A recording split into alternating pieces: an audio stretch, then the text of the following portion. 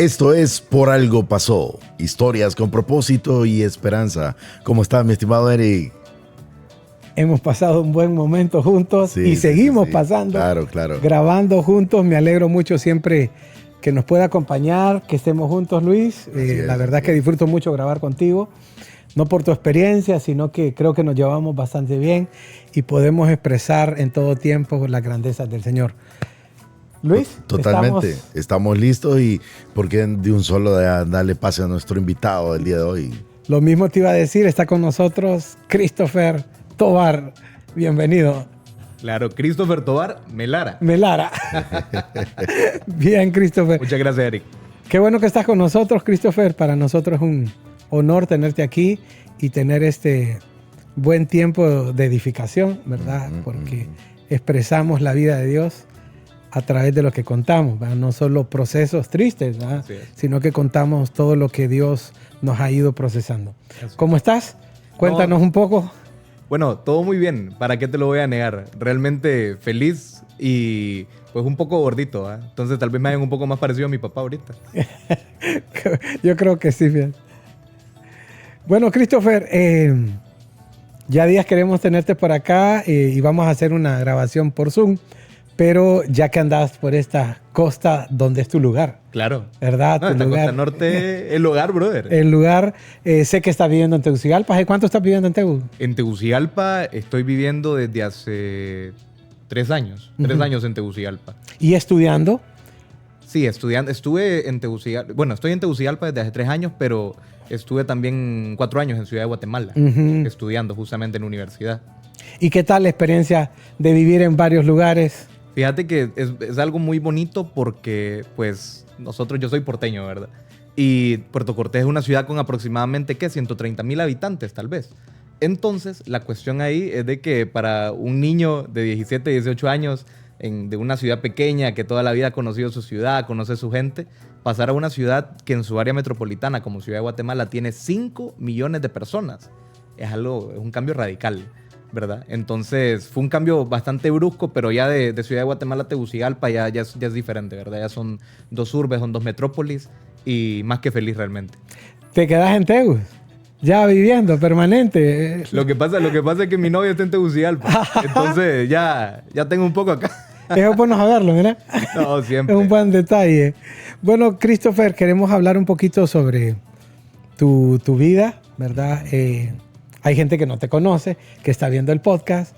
Ya dijiste que estás en Puerto Cortés, que naciste en Puerto Cortés. Bueno, naciste en San Pedro y te llevaron para Puerto Cortés. Bueno, un par de horas después. Entonces, pero soy 0506, ¿qué consta eso? Ok. Y eso es importante. ¿Tenés 20? 25, voy al paso del 2000. ¿Y ya estás por graduarte también? Sí, también por graduarme de la licenciatura en Diplomacia y Relaciones Internacionales. He conocido a Christopher desde que nació, ¿verdad? Yo lo fui a traer al hospital aquí en San Pedro y sé un poquito también de lo que has pasado, has vivido, ¿verdad? Tuve el honor de conocer a tus padres, el honor, y no, como dice Luis, te dijimos al principio, no lo decimos porque estás aquí, ¿verdad? Somos gente ya adulta y mayor y no es que estamos halagando a alguien, sino que hablamos realidades a través de este podcast, ¿verdad? Y no porque tenemos una cámara hablamos bonito, no, nos gusta hablar con la sinceridad y verdad en nuestro corazón. Y lo que digamos en adelante es por mucha sinceridad. Tuve el honor de conocer a tu mamá, que fue mi maestra de discipulado por años, y al son de hoy todavía predico de algunas enseñanzas de ella, y a todo el mundo le digo, yo tuve 2 maestros. Tu papá me dio discipulado en el mundo estudiantil, si no me equivoco. Ahí también un gran maestro de la palabra que venía también de Guatemala. Los conocí en todos los procesos, estando solteros. Los conocí a los 2, los conocí juntos, de novios, estuve en la boda de ellos. Tuve el honor de conocerlos también cuando tú naciste, todo un proceso de vida. Solo quiero contar mis misiones en el discipulado con tu mamá en los bajos de Baracoa. Ella me llevaba de la mano a predicar casa por casa. Entonces yo tengo muchas historias, no tenés ni idea de tus padres. pero necesitamos hablar un poquito de esto porque a veces hay cosas que no entendemos, hay cosas que la gente se puede identificar y sé que tú has sido de una fortaleza. No puedo olvidar algunas cosas cuando están pasando el proceso y verte a ti en una postura de un carácter firme en medio que podés estar débil, quebrantado. Cuéntanos un poquito cómo te agarra todo eso de proceso, primero con tu mamá, cuántos años tenías, qué es lo que sucedió, qué es lo que pasó por tu cabeza, el proceso que tuviste cuando tu mamá falleció. Claro, pues mira, mi mamá fallece el 1 de marzo, pero fue algo de un día para otro. O sea, el 28 de febrero del año 2011 es el día que ella cae en casa. O sea, 6 de la mañana yo me estaba alistando para ir al colegio básicamente. Y siempre estaba como, eso de mi mamá era médico, de que ella desde antes me levantaba como de, hay que cambiarse, ¿verdad? Pero ese día no se levantó. Y en eso mi papi me dice, Cris, fíjate que tu mamá no se quiere levantar, me dice. Pero mi papá era muy, muy delicado, muy amoroso con mi mamá, entonces era como de que venía y la tocaba Adita, le decía, Adita. Mientras yo ya, cipote de 10 años, era como de, mami, levantate, que no sé qué va. Entonces yo me voy, hago todo el show para que se levantara y no se levanta. Y en eso la empezamos a ver que respira agitado, pues nos tocó llamar a las emergencias, ella no reaccionaba. Y pues me tocó ponerla a ella de lado a mí. Estoy hablando de un cipote de 10 años, ¿verdad? Me tocó venir, ponerla así en la cama, tratar de ponerla de lado porque estaba respirando como ahogándose. Entonces ya cuando la pongo de lado, mi papá fue el que me dijo, ponerla así, me dice. Entonces ya empezó ella como a respirar un poco normal. Y en eso entran los bomberos de la Municipalidad de Puerto Cortés, bueno, los bomberos de Puerto Cortés. Y es ahí cuando se la llevan en camilla y ella empieza a convulsionar. Esa es la última imagen que tengo de mi mamá en ese momento. Entonces se la llevan a una clínica en Puerto Cortés. De Puerto Cortés la trasladan de emergencia a San Pedro directamente a la UCI. Estuvo que tal vez un día. O sea, del 28 de febrero al 1 de marzo, ya a las 2:55 de la tarde aproximadamente, ya le declaran una muerte cerebral. Entonces ya se decide pues desconectarla y ahí es cuando fallece. Siempre lo cuento también porque algo que a mí me marcó al día de hoy es de que a mí me tocó enterrar a mi mamá en el día de mi cumpleaños. Okay. ¿Verdad? El 2 de marzo. Ella muere el 1. Entonces, cuando yo la estoy enterrando en el cementerio Caridad del Cobre en Puerto Cortés, es justo el día que estoy cumpliendo 11 años. Entonces, a mí me preguntan, ¿cuántos años tenías vos cuando tu mamá falleció? Yo, 10 años, 364 días. ¿Verdad? Ya cuando me toca enterrarla, ya tengo 11 años. Exacto. Entonces, más o menos es lo que se vivió en ese momento. Yo recuerdo ese día, Christopher, verte sentado con tu papá, pero ¿por qué en medio que podés estar llorando, te miro un plante, estás bien, ¿verdad? No estás como otro niño, pero un poco de fortaleza, asimilando lo que está pasando. ¿Qué pasaba por tu cabeza? Mira, creo que fue más como un pensamiento más racional. Ajá. Y es algo que lo tratamos meses después, ¿verdad? Porque claro, también me tocó ir con un psicólogo para tratar todo esto. Y entonces, porque todas las personas que me vieron, así como vos lo decís, que en medio del velorio, en medio del entierro, yo estaba como muy tranquilo. Es correcto. Decían, ¿será que el niño está en shock? ¿Será que le pasó algo? Pero realmente, y lo recuerdo también, y así también se lo dijeron a mi papá, de que es que yo, por ejemplo, cuando yo miré a mi papá muy destruido, ¿verdad? O sea, el amor de su vida, toda la cuestión. Y yo me acuerdo que cuando él me vio por primera vez y pues lloramos juntos, él se cayó más, ¿verdad? O sea, estaba mucho más destruido. Y cada vez que me miraba era más melancólico. Me imagino que me miraba mi mamá en mí también, ¿verdad? Claro. Entonces, creo que en ese momento yo dije, pucha, la verdad es que si mi papá me mira muy triste a mí, él se va a poner mucho más triste. Mientras si tal vez me mira un poco más tranquilo, él va a estar un poco más tranquilo. Entonces yo lo que hacía es que en medio del velorio, cuando ya no podía más, me iba a los baños y me lavaba la cara. Me encerraba en un baño, me ponía a llorar, me lavaba la cara, agarraba así jaboncito, me esperaba 5 minutos y después volvía. Entonces toda la gente decía, no, pero el hijo de la doctora se mira tranquilo, ¿verdad? Pero realmente esa fue como la estrategia, ¿verdad? Que era para mantener un poco más fuerte a mi papá, porque después yo solo decía, pasó ahorita algo y yo sentía como que éramos un ave, por decírtelo así, y le habían quitado un ala. Y yo solo decía, puchica, si se cae la otra ala también, nos quedamos. Yo pienso que nada de lo que nosotros hacemos, actuamos, es por casualidad. Claro. Obviamente tuvo que haber habido un entrenamiento antes. Entonces, ahora yo que te pregunto, Eric, pues te conoce de cerca. O sea, esa reacción, ¿quién crees que trabajó, o quizá ambos más, para que tú te reaccionaras ahí, así? ¿Tu mamá, tu papá? Porque me estoy poniendo yo en la posición de padre, porque vemos muchos padres y a veces pues no pensamos en eso, pero realmente es necesario, o sea, saber si estamos preparando a nuestros hijos para enfrentar momentos difíciles. Mi madre, definitivamente. Me imagino. Sí. Sí. Realmente mi mamá. Mi mamá era una persona que no era tal vez tan directa, pero poco a poco te iba dando a entender muchas cosas. Y a mí desde pequeño, pues, recuerdo muy bien cuando muere, bueno, mis dos abuelas mueren antes de mi mamá. Tanto la mamá de mi papá como la mamá de mi mamá. Y yo me acuerdo que mi mami siempre era como, hijo, esto es una parte natural de la vida. Algo que vos tenés que estar seguro, me dice, es de que naciste, pues también puedes morir, ¿verdad? Entonces ella siempre, aún en la tristeza, porque siempre lo embarga a uno de tristeza, es una realidad, pero aún en la tristeza ella siempre se mostraba muy fuerte. Entonces creo que asimilé eso, tanto como cuando muere su madre, como cuando muere su suegra, ¿verdad? Entonces ella siempre fue como más derecha en esos sentidos, ¿verdad? Entonces por ahí creo que pudo haber venido la preparación. Qué carácter de poder saber qué hacer en los momentos.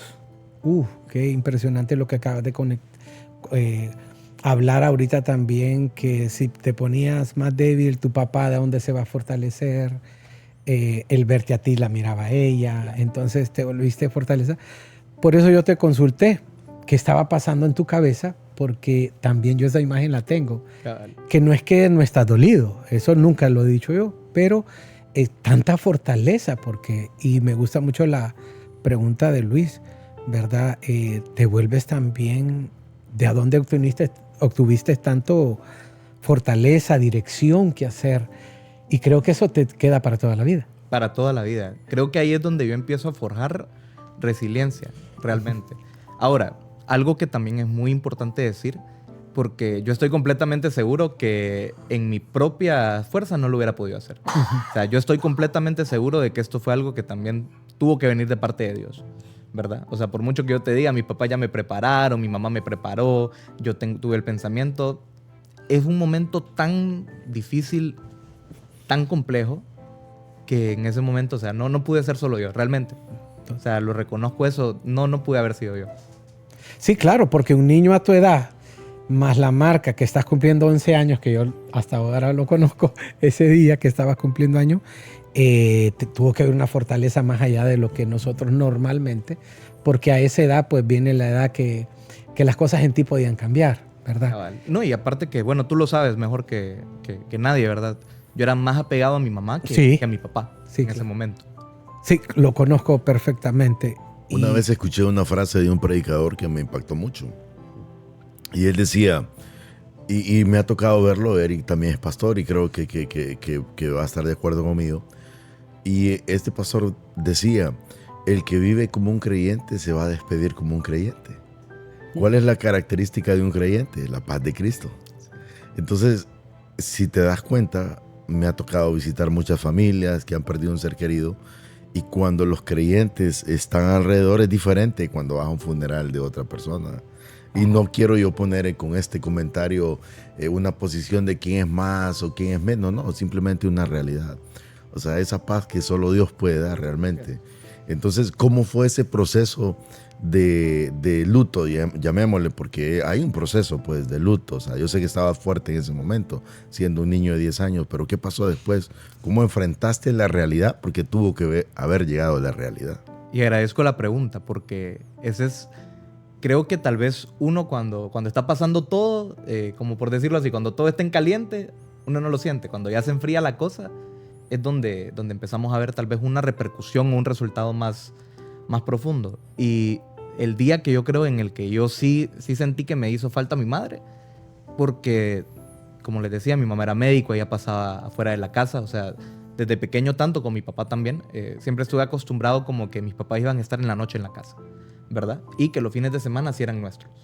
Entonces, el primer fin de semana sin ella. Ese fue, creo que el primer día cuando me levanto y estaba la masa para hacer los panqueques, que a mí me encantaban los panqueques que ella hacía, y no había nadie para hacerlo, ¿verdad? Entonces, creo que ese es el momento que a mí, como, por decirlo así, más me pega. Es cuando digo, puchica, y ahí sí me quiebro en llanto, ahí ya llega mi papá, toda la cuestión, porque es donde me empiezo a dar cuenta que ella no va a regresar a la casa, ¿verdad? Es muy diferente cuando se iba de viaje, que iba a un congreso médico o algo, que yo sabía, ok, ella va a regresar. Pero creo que es justo en ese momento donde yo me doy cuenta, no va a regresar. Y algo que también fue muy difícil para nosotros y que tuvimos que hacer cambios en la casa incluso, fue nuestro propio hogar, ¿verdad? Entonces, porque todo nos recordaba a ella. Claro. Todo, absolutamente todo. Que el consultorio que estaba en la casa, que la cama donde estábamos, que el cuarto donde estábamos. Entonces, creo que parte también de vivir el luto con mi padre fue eso, que empezamos a mover cosas, hicimos reformas en la casa para hacerlo un poco diferente, un poco más nuestro, ¿verdad? No tal vez para olvidarla a ella, sino como para no tener siempre ese momento presente, ¿verdad? Porque también es algo que, yo te lo digo, no es la imagen que tengo de mi madre cuando yo pienso en mi madre, cuando la veo en la camilla, pero así como estaba la casa, era la imagen que se nos venía a la mente, ¿verdad? Pero no es el recuerdo que tengo de ella. Entonces, creo que ese es el momento, justo. O sea, todo el luto que se vive después fue un proceso bastante difícil entre mi papá y yo, pero algo que también te lo digo y no lo puedo negar y me siento agradecido para toda la vida con estas personas, es el acompañamiento de la gente, no solo de la iglesia, sino el acompañamiento de todas las personas a nuestro alrededor, ¿verdad? O sea, mi mamá, y no lo digo porque suene bonito algo, mi mamá era muy querida en Puerto Cortés, o sea, sí. la cantidad de gente que fue al velorio, la cantidad de gente que fue al entierro, algo increíble, ¿verdad? Que hasta la gente preguntaba, ¿será que se murió el alcalde? ¿Verdad?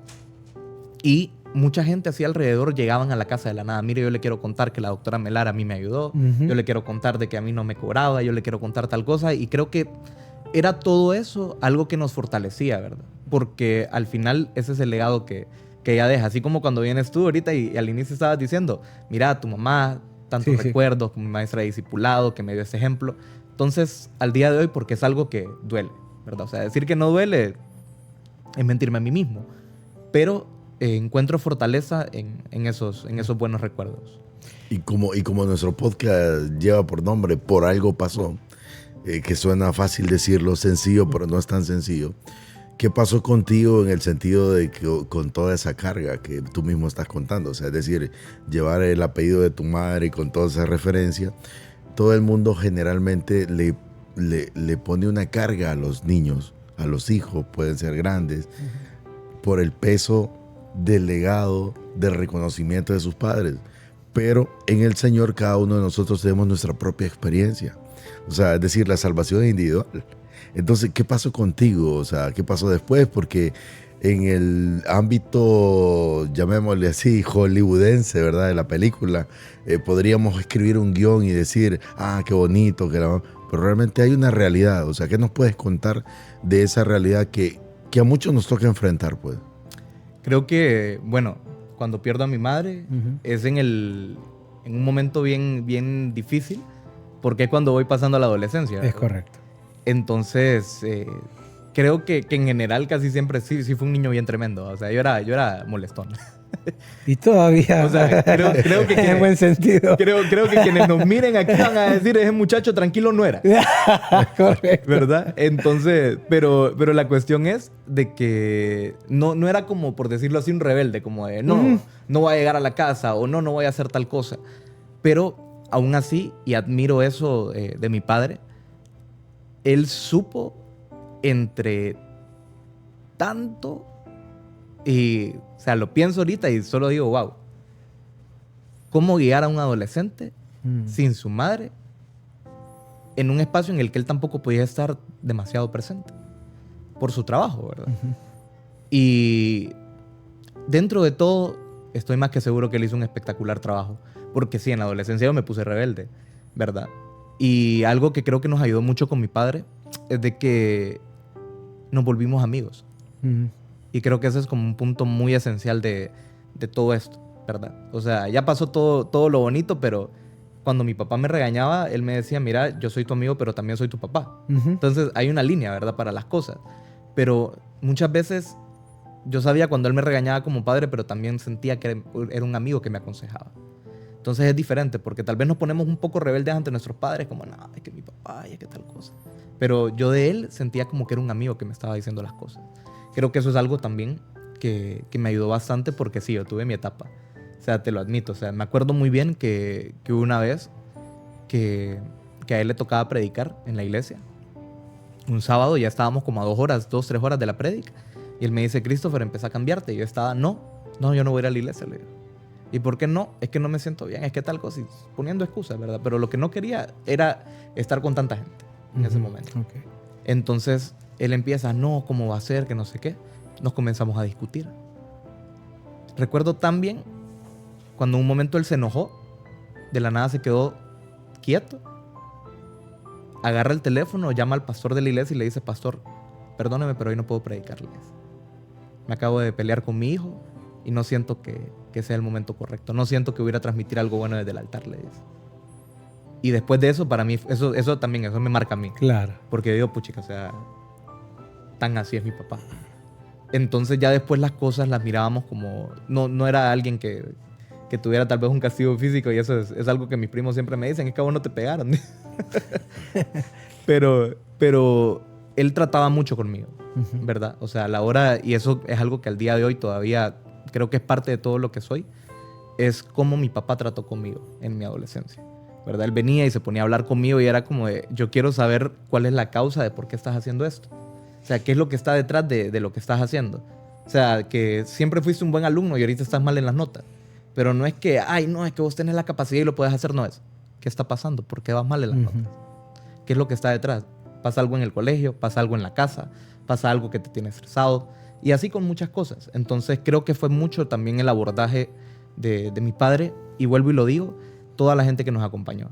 Porque me lo contaba también doña Reina Solera, a quien le tengo un gran aprecio, de que mi madre, muchos meses antes de fallecer, ella les decía a las personas en la iglesia, no, pero cualquier cosa, si yo me voy, Christopher se va a quedar con muchas madres, tío. Christopher se va a quedar con muchas mamás. La gente le decía, no diga eso, doctora. Pero al final, muchas de esas personas, que realmente ahorita no terminamos el podcast y me pongo a mencionarlas, pero ellas lo van a saber, se volvieron como mis madres. Christopher, va de pensar en mi cabeza, pero te tengo que preguntar, porque una de las cosas más impresionantes de tu testimonio, bajo tu madurez, ¿verdad? En medio del proceso normal que vivimos como adolescentes y jóvenes, también pierdes a tu padre, Christopher, ¿verdad? No solo es un asunto de mamá, mujer y hombre ejemplar, porque los conocí muy cercanos, y todo lo que decís es cierto. ¿A qué edad tenías cuando pierdes a tu papá? ¿Qué es lo que piensas en ese momento también, verdad? Porque la vida te está tratando así, porque es normal pensar así. 10 años después, justamente 10 años después, cuando tenía 21 años, en el 2021. Recuerdo muy bien, yo estaba en Guatemala, mi papá pues también. Estaba viviendo en Guatemala con mi madrastra, con Reinita. Pero mi abuelo se había puesto un poco enfermo en Puerto Cortés, y él habla con su esposa y le dice, mira, yo siento que tengo que ir a cuidar a mi papá, le dice. Entonces se va de Guatemala en ese momento, siempre, claro, juntos con Reinita, pero se va a cuidar a mi abuelo a Puerto Cortés. Y él estaba en Puerto Cortés, ya llevaba un par de meses ahí, como 2, 3 meses tal vez. Iba a regresar a Guatemala en esos días. Y yo recuerdo muy bien, yo andaba con un grupo, andaba de intérprete de inglés-español, con un grupo de croatas y de estadounidenses que estaban en Guatemala en un congreso de ingeniería. Y en eso él me llama, yo estaba yendo para Petén, a la selva del Petén. Íbamos para Tikal, entonces él me llama, yo le contesto, vamos en el busito. Y me dice, Chris, tengo que hablar con vos. Me dice, fíjate que me descubrieron algo. Y yo, ¿qué te descubrieron? Me descubrieron una pelotita, y se corta la llamada. Como por 2 horas no pude llamar, pero ya me empieza la mente a figurar que le encontraron una pelotita. Escucha, eso suena como cáncer, ¿verdad? Entonces, ya cuando llegamos al hotel, como 1:30, 2 horas después, ya lo llamo, papá, ¿qué me querías decir? Fíjate que me encontraron una pelotita en el pulmón y creen que es cáncer, me dice. Entonces, ya me pongo, ya hablo ya hablaste con Reina. Le digo, sí, hablé con Reina, yo llamo a mi madrastra. Estábamos buscando la forma de cómo pues llevarlo de vuelta a Guatemala. Pero en ese momento dejo todo ahí, le digo al grupo, discúlpenme, mi papá está enfermo y me regreso para Puerto Cortés. Al día siguiente me regreso para Puerto Cortés. O sea, solo llegué a Ciudad de Guatemala, me acuerdo. No encontré bus, fueron 2 días después, perdón. No encontré bus y me tocó venirme 2 días después. Llego a Honduras, voy a Puerto Cortés, ya lo miro a él. Él ya estaba con oxígeno porque el problema es de que él se dio cuenta que tenía eso porque cuando camina de la cocina al cuarto donde se estaba quedando en la casa de mi abuelo, se empieza a sentir muy cansado. Cuando va donde la neumóloga le dice, mire, le encontramos algo, pero lo vamos a mandar a hacer exámenes, ¿verdad? Pues ya nos indican que sí, que es cáncer. No sabíamos en qué etapa en ese momento, pero sucedió muy rápido todo. Y creo que eso también es otra cosa, lo voy a tocar un poco más adelante. Pero estamos una semana nada más en Puerto Cortés. Yo estuve con él en el cuarto, siempre cuidándolo a él, porque sí se podía valer por sí mismo, pero la idea era que no hiciera tanto agotamiento, que no tuviera tanto agotamiento físico, ¿verdad? Entonces, justo en ese momento ya vinimos a San Pedro, lo ve una doctora, una oncóloga, y ya le dice, y mira, es algo que también son imágenes, es que hay muchos momentos que me han marcado, sinceramente. Cuando vamos entrando a la Liga contra el Cáncer, que mi tío, el hermano de él, mi tío Jimmy Tobar, le consigue la cita con la doctora Suyapa Bejarano, una de las mejores oncólogas del país, y le dice, mira, yo apoyo a la Liga contra el Cáncer, entonces te van a atender casi como un VIP, por decirlo así, ¿verdad? Entonces, cuando llegamos, lo ponemos en una silla de ruedas y ya le dicen, hay una gran fila, ¿verdad? Pero en eso me dicen, anda a decirle que soy el hermano de Jimmy, le dice al guardia. Y digo, ay, como mi papá, anda a decirle. Entonces yo, bueno, fíjese que él es el hermano de Jimmy.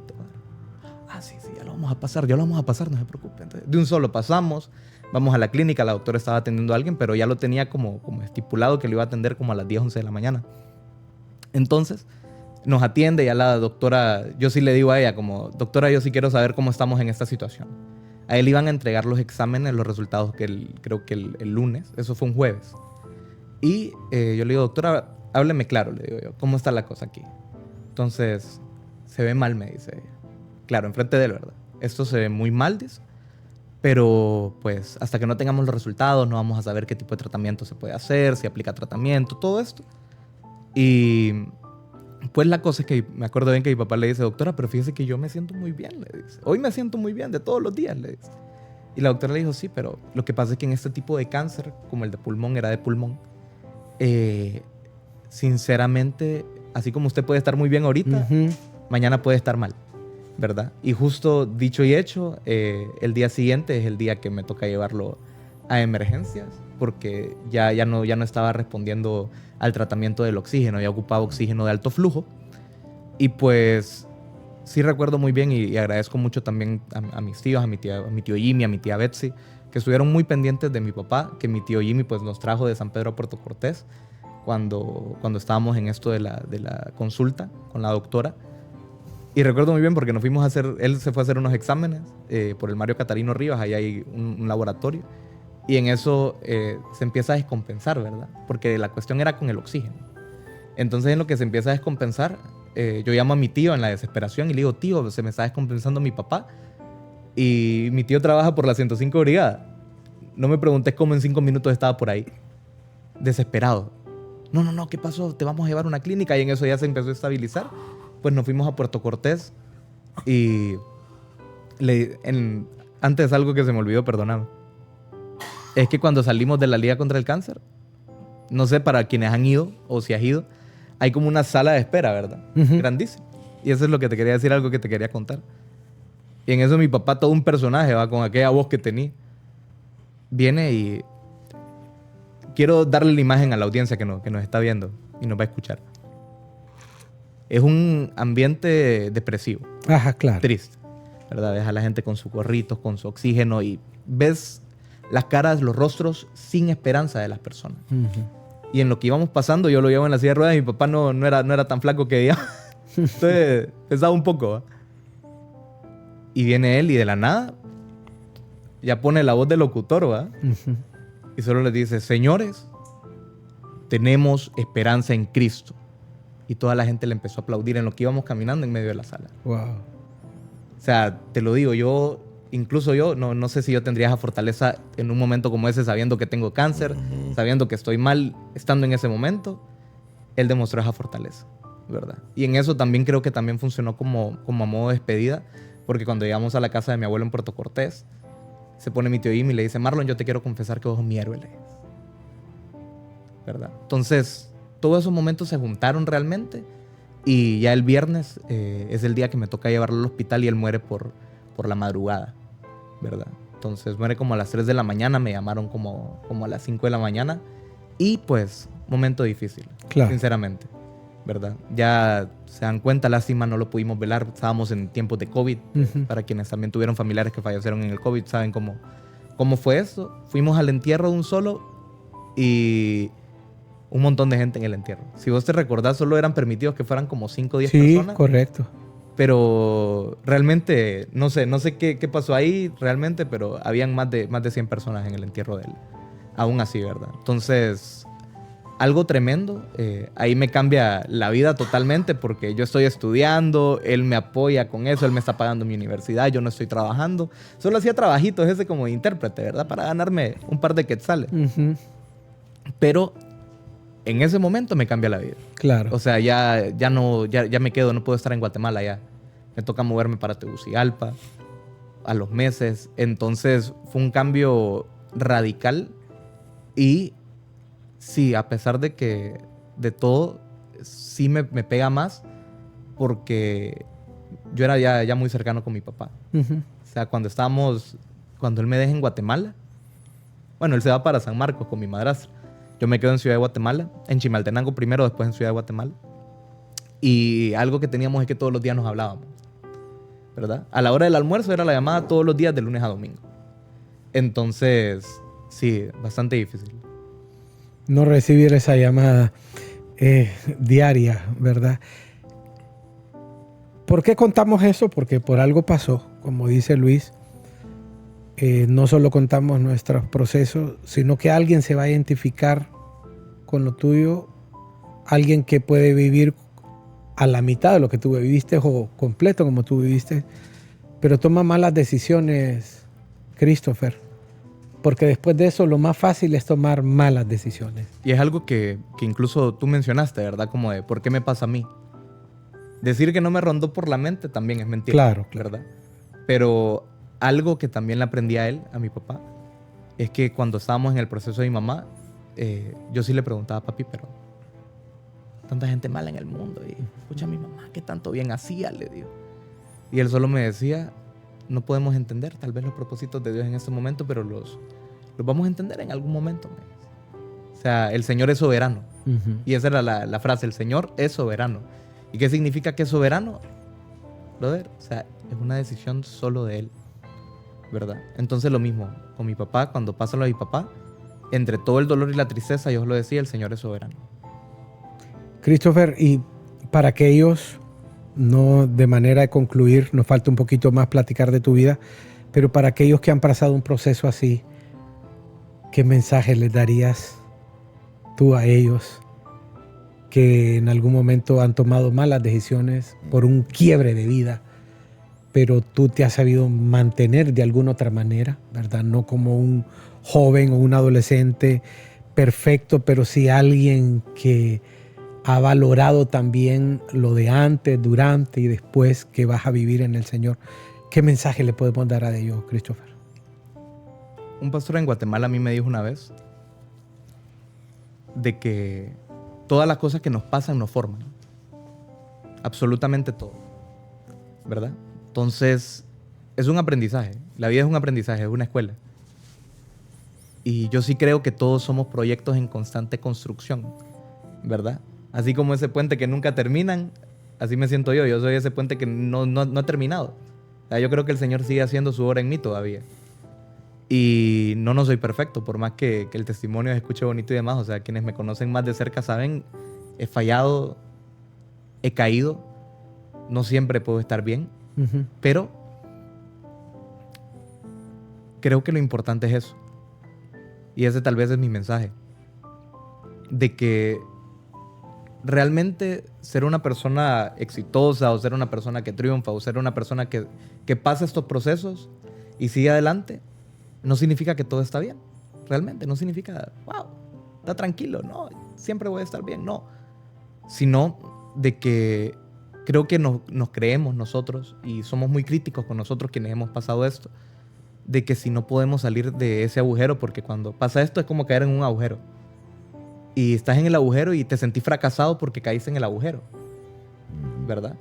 Entonces, te criticas tanto a vos mismo de decir, pucha, soy un fracasado. Yo me caí, pero lo importante no es que te caíste, es cómo te levantas. Claro. O sea, el camino de la vida es un camino de muchos tropiezos.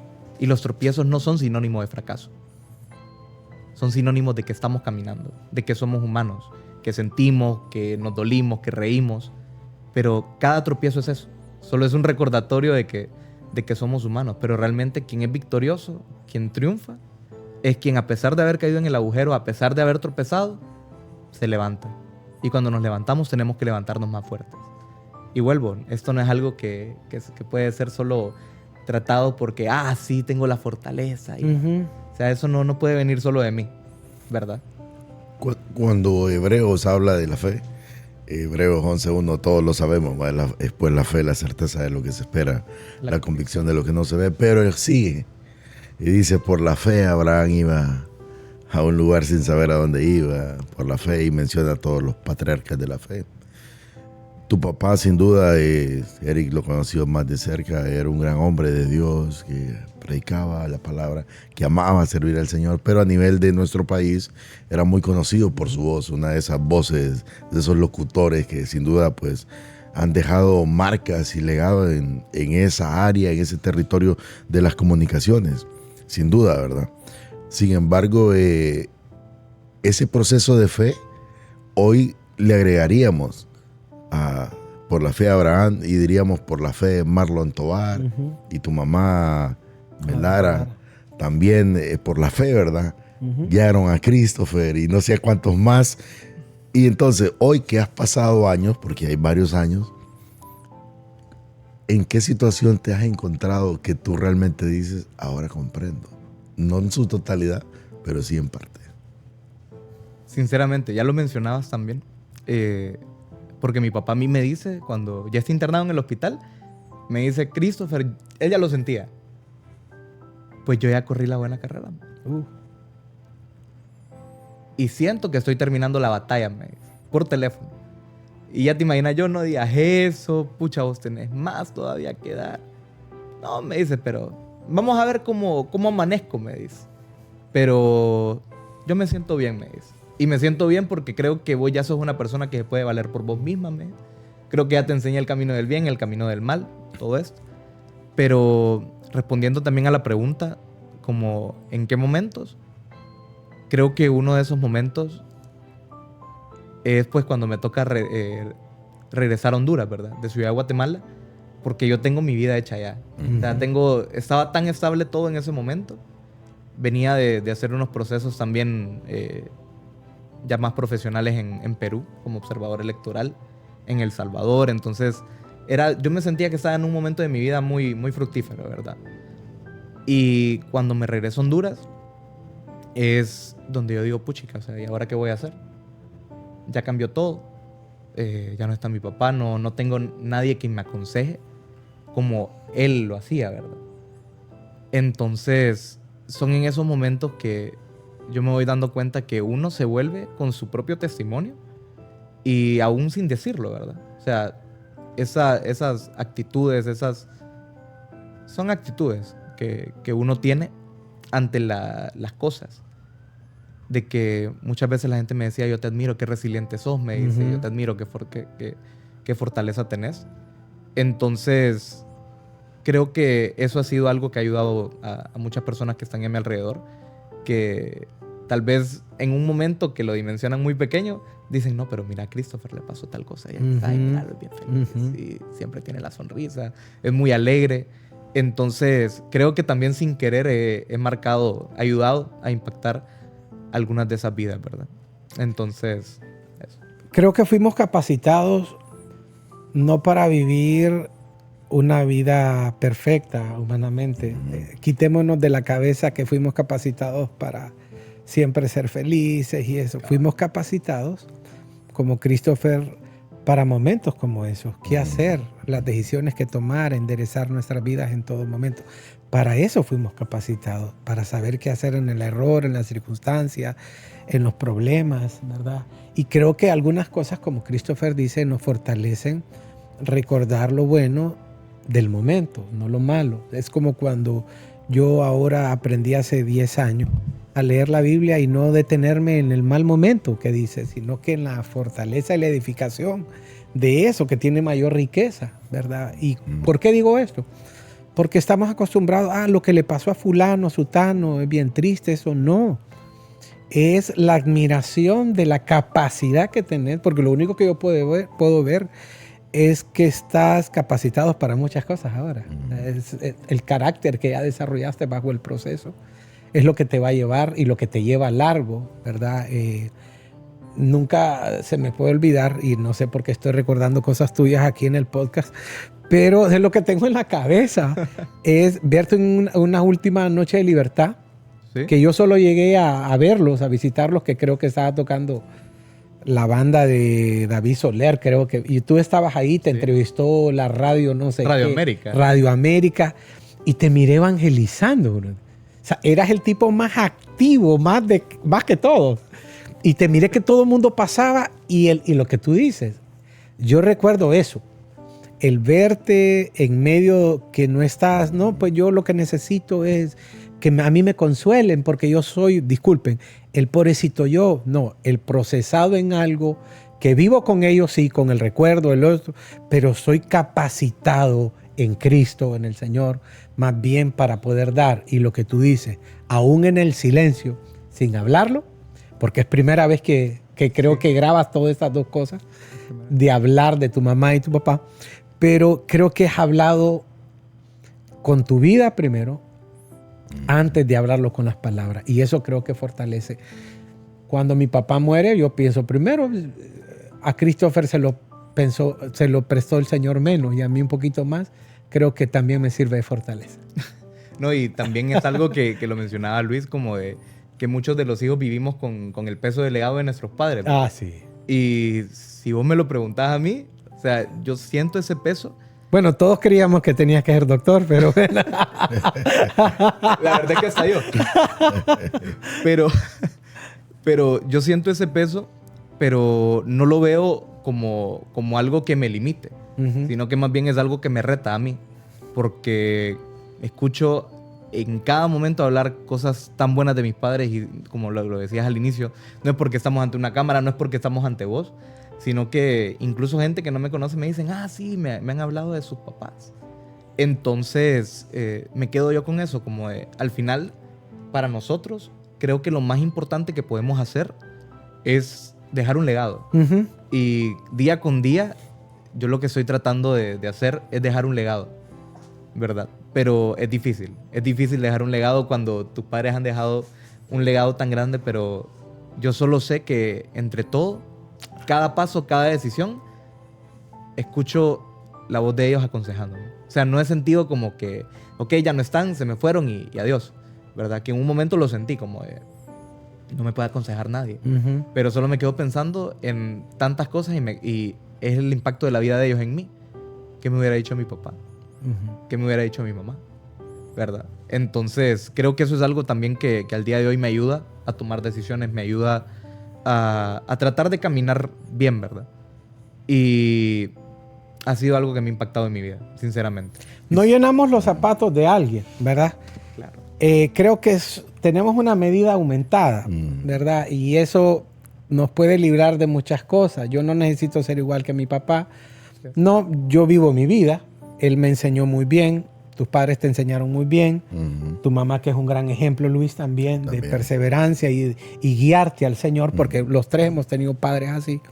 No tenemos que vivir la vida de ellos, pero sí el aumentar de la dirección que tuvimos. Y ya la medida del Señor está en nosotros, la medida de ellos. No tenemos que competir con ellos para ser mejor. Creo que con lo que estamos haciendo, así es, Lo que estamos caminando. Lo que está, enos aquí los tres, Aquí. juntos, ¿verdad? Para esto. Cuéntanos un poquito, yo sé que tenías una pregunta solo. Cuéntanos un poquito qué hay de Christopher ahora. Háblanos qué es lo que Dios ha hecho con el Señor, de qué te estás graduando. Escuché una novia al principio. Háblanos cómo está el plan. No sé, se están conociendo, no sé nada. Háblanos un poco. Y yo voy a hacer el combo. Luis, pero dale, Luis. Voy a hacer el combo porque va en la misma dirección, pero no es pregunta. Es decirte, Christopher, y no porque es profeta, sino que es la palabra de Dios, así es. Es de que el legado de tus padres, o sea, la esencia realmente, no la etiqueta de la gran doctora, no la etiqueta... O el apellido Tobar, sí, no la etiqueta del gran locutor, y no, sino la esencia de ellos, la vas a continuar viendo a través de un paso que en algún momento vas a dar cuando seas padre. Créeme que lo vas a hacer porque yo sé, yo tengo la convicción como creyente, Eric también, que mi logro no es ver a mis hijos en la iglesia, no. Yo sé que un día un nieto va a hablar de mí que ni me conoce físicamente, pero va a decir por mi abuelo y otra cosa. Entonces yo sé que tú vas a empezar a ver eso en algún momento determinado. Pero bueno, cuéntanos, ¿qué pasa de Christopher ahora? Bueno, me siento como que estoy en entrevista de currículum ahorita. Como, ¿qué digo? Es lo que te toca a ti ahora para que sientas lo que le haces en tu trabajo. Mira, como contexto, ¿va? O sea, hoy he entrevistado a dos personas para donde yo trabajo. Pues mira, me estoy graduando de la licenciatura en Diplomacia, Relaciones Internacionales en la Universidad Galileo de Guatemala. Sí, después de que mi papá fallece me tomó un tiempo y ahora pues hubo un cambio de pensum, me tocó sacar más clases y bueno, ahorita estoy cerrando pensum, gracias a Dios. Y pues la idea de graduarnos ya en el año 2026, noviembre del 2026. Siempre con una universidad en Guatemala, ¿verdad? Siempre con la universidad en Guatemala, correcto. Ya pensando pues también en alguna maestría, algún posgrado. Y pues trabajo en una firma de abogados en San Antonio, Texas, remoto, ¿verdad? O sea, estoy desde acá de Honduras y desde cualquier lugar del mundo donde me agarre, donde pueda encender la laptop, ¿verdad? Y también es algo que me llena. O sea, jamás me imaginé pues trabajar con nuestros hermanos migrantes en Estados Unidos y poder ser un efecto de cambio para ellos, ¿verdad? Porque algo que mi papá me decía, y lo decía incluso en las prédicas, es de que uno puede ser la clave o puede ser el clavo, ¿verdad? Y ahora en mi trabajo, a mí me toca, soy supervisor en mi trabajo de asistentes legales, me toca venir y hacer que este equipo tan calibrado, que ahorita yo siento que está bien calibrado, por si alguno lo mira. Por si alguno lo mira, sí está muy calibrado, ¿verdad? Muy bien. Pero siento que todos ellos están siendo clave para la vida de todas las personas que están confiando en la firma en la que yo trabajo para arreglar su situación migratoria, que es algo muy complejo y es algo muy difícil, ¿verdad? O sea, la vulnerabilidad que tiene esta gente en Estados Unidos al no tener papeles, creo que es algo que todos lo sabemos acá también en el país. Y saber de que por mi trabajo y el trabajo de mi equipo estamos ayudando a tantas personas es un salario emocional también, ¿verdad? Que nos llena. También estoy en... Muy emocional. No, es broma. No, también estoy en Rotaract. Eso te iba a decir, te iba a preguntar, contanos. Sí, justamente. Es parte de Rotary International, ¿verdad? Entonces, ahorita estoy de presidente del club Rotaract Fuerza Tegucigalpa Sur. Algo gracioso es de que también el presidente anterior es de Puerto Cortés, Mario Cooper, hijo. Oh, okay. Entonces, estamos molestando porque los porteños nos fuimos a invadir Tegucigalpa. Y son los encargados.